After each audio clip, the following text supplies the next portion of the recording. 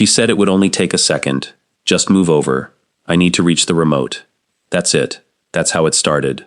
Not a confession, not a candlelit dinner, not some big romantic setup. Just my neighbor, sitting down on my lap like it was nothing, reaching over my shoulder for a TV remote that was 3 feet away on the coffee table the whole time. And somewhere between the moment she sat down and the moment neither of us moved, I understood something I wasn't ready to understand. If you've ever had a joke turn into the realest 10 minutes of your life, stay with me, because this one still doesn't feel over. My name's Ryan. I'm 32, I produce a morning radio show, and I live next door to a woman named Claire, who has spent the better part of a year pretending she doesn't care about me and doing a terrible job of it. We'd been on a trip together, a beach trip that started as a joke and somehow became the realest week either of us had lived in years. Sand, storms, a crab standoff in the kitchen, candlelight when the power went out. By the time we drove home, something had shifted between us, and neither of us had the guts to name it. So we went back to normal.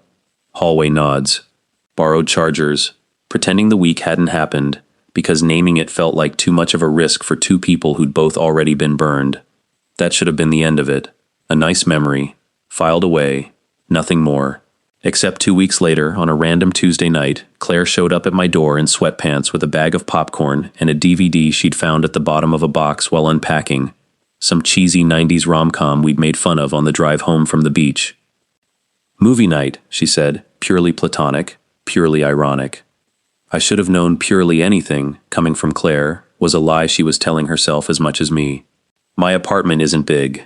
One couch, one recliner that squeaks if you breathe near it, and a coffee table I bought off a guy on Facebook Marketplace who swore it just needed a wipe down.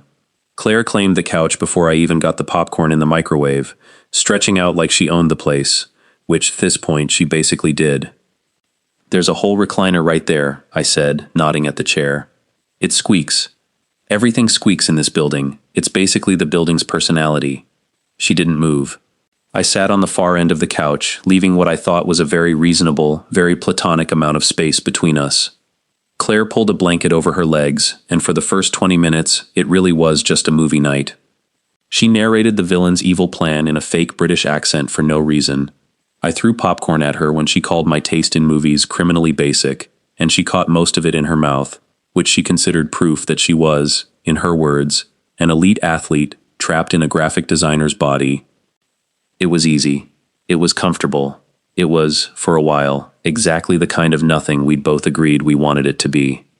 Then the remote slid off the arm of the couch and landed just out of her reach, and everything tipped sideways. "Can you grab that?" she asked, pointing at the remote, which had landed closer to me. "You're literally 2 feet from it. You're closer." "I am not closer." "Fine," she said, and instead of leaning across the couch like a normal person, Claire got up, walked around the coffee table and sat down, on my lap, facing the TV, like this was a completely reasonable solution to a remote that was, and I want to stress this, roughly 18 inches from her own hand the entire time. "There," she said, stretching for the remote she now had to reach even further to get. "Efficient." "This isn't efficient. This is a hostile takeover." "Shh. The movie's at the good part. I want to tell you I laughed it off. I want to tell you I made some joke about her being a menace, tossed her off my lap, and the moment passed like 100 other moments had passed between us. Teasing, deniable, easy to walk back the next morning. That's what usually happened with Claire and me. We'd get close to something real, and one of us would crack a joke, and the air would clear, and we'd go back to being the kind of neighbors who borrowed chargers. But she didn't get up, and I didn't move her. For a second, neither of us said anything. The movie kept playing, some actor delivering a line about fate or timing or something equally on the nose, but I couldn't tell you what it was, because I was very aware, all of a sudden, of exactly how she was sitting, exactly how close her shoulder was to my jaw, exactly how her hair smelled like the same shampoo she'd used at the beach cottage, and exactly how loud my own heartbeat had gotten in what used to be a quiet apartment. "Claire." "You can get the remote now." "I know." She still didn't move. Here's the thing about jokes. They only work if both people agree to treat them as jokes. The second one person stops laughing, it stops being a bit and starts being something else entirely. And you can't unknow that. I felt it happen in real time. The exact second the joke ended and something quieter took its place. Claire's hand, which had been reaching lazily for the remote, just stopped, resting on the arm of the couch instead. Her shoulders, which had been loose and teasing a minute earlier, went still. "This is weird," she said quietly, not moving. "A little. We should probably address that." Probably. Neither of us addressed it. We just sat there, the movie playing to an audience that had completely stopped watching it, and I became aware of every single point where we were touching, which, it turned out, was a lot of points, because apparently my brain had decided this was the moment to catalog every inch of contact between two people on a couch. Her back against my chest, her hair against my collarbone, weight and warmth and the small, involuntary way she'd relaxed into me instead of pulling away, like her body had made a decision her mouth hadn't caught up to yet. "Ryan? Yeah? If I don't move in the next 10 seconds, that's not an accident." I didn't say anything. I counted. 1, 2. She didn't move. 3, 4. Neither did I. By 10, the room had gone so quiet I could hear the fridge humming in the kitchen, and the movie's dialogue had turned into background noise neither of us was listening to, and something between us had gone from a joke to a decision, and decisions, unlike jokes, don't come with an easy way to laugh them off. "This is the part where you say something clever," Claire said, still facing the TV, still not moving, "and we pretend this is funny, and I get up, and we're normal again. Do you want me to say something clever?" A pause, longer than it should have been. "No," she said finally, "I don't think I do." I felt something in my chest do the thing it had first done back in the hallway, months ago, over a leaking trash bag. That stupid, involuntary flip that I'd spent weeks telling myself was nothing. It was not nothing, it had never been nothing. I'd just been very committed to pretending otherwise, because pretending was easier than finding out I could lose the best thing that had happened to me in years by admitting I wanted it to be more.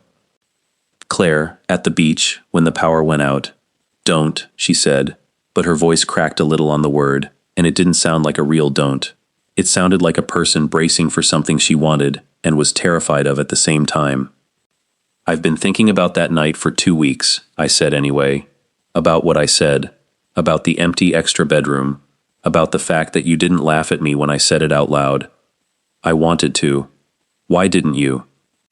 She turned her head then, just slightly, enough that I could see the side of her face, her jaw, the corner of her mouth that wasn't doing the teasing thing it usually did, because it wasn't funny, because I understood exactly what you meant, and it scared me how much I understood it. The movie kept playing. Neither of us was watching it anymore. I don't think either of us had watched a single frame in the last 5 minutes. "So what happens now?" I asked. "I don't know," she said. "I really don't. I came over here with popcorn and a stupid DVD because I missed you, and I told myself it was purely platonic, and then I sat on your lap for a remote I could have reached myself, and now I'm sitting here trying to figure out if I've been lying to both of us for 2 weeks. Have you?" She was quiet for a long moment, long enough that I thought maybe she wasn't going to answer at all, that we'd let the silence swallow the question and go back to the couch, the movie, the safe distance we'd both gotten so good at maintaining. "Yes," she said finally, "I have. I want to tell you there was some big cinematic moment right there.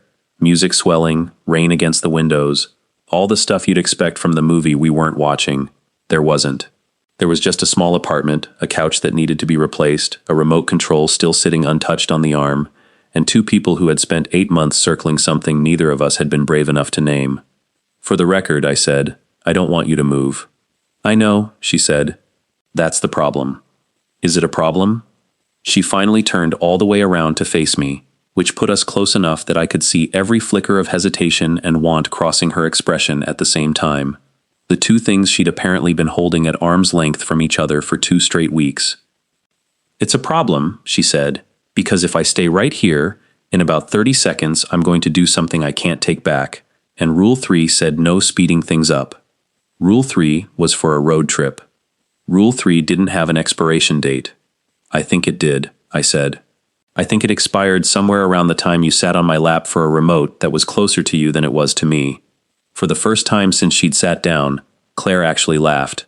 Quiet, surprised, a little shaky, but real. "That's fair," she admitted. "That's very fair. So?" "So," she said, and there was a long beat where I genuinely didn't know which way this was going to go, where the old Claire, the guarded one, the one who deflected with jokes the way I did, might have just gotten up, muttered something about grabbing the remote, and let the whole moment dissolve into a story we'd both agree never to bring up again. She didn't get up. "I'm tired of pretending this is nothing," she said finally, quiet and steady, the joke completely gone from her voice now. "I'm tired of hallway nods and borrowed chargers and calling you Spider-Man, like it's not the only thing that makes me smile on bad days. I'm tired of telling myself the beach was just a trip." I didn't trust myself to say anything clever, so for once, I didn't try. "Then stop pretending," I said instead. And she did. What happened in the next 10 minutes isn't something I can put into words that would do it justice, and honestly, some of it isn't for anyone but us. But I can tell you this. The remote stayed exactly where it fell. The movie played itself out to an empty audience, and somewhere in that quiet, ordinary living room, on a couch I really did need to replace, two people who had spent 8 months being careful stopped being careful, and neither one of us was laughing anymore. The next morning, Claire was still there when I woke up, which had never happened before, not once, not with anyone, not in that apartment. She was sitting on the counter drinking coffee out of my favorite mug, wearing my old radio station t-shirt, looking entirely too pleased with herself. "Morning, Spider-Man," she said. "Morning. For the record," she added, nodding at the living room, "I still think that remote thing was a completely reasonable request. It was 18 inches away from your hand." "I know," she said, smiling into her mug. "Best decision I ever made." If you've ever had a moment like that, the joke that stopped being a joke, the 10 minutes that quietly rearranged everything, you already know exactly what I mean. And if you haven't yet, all I can tell you is this. Watch for the moment nobody's laughing anymore. That's usually the one that matters most.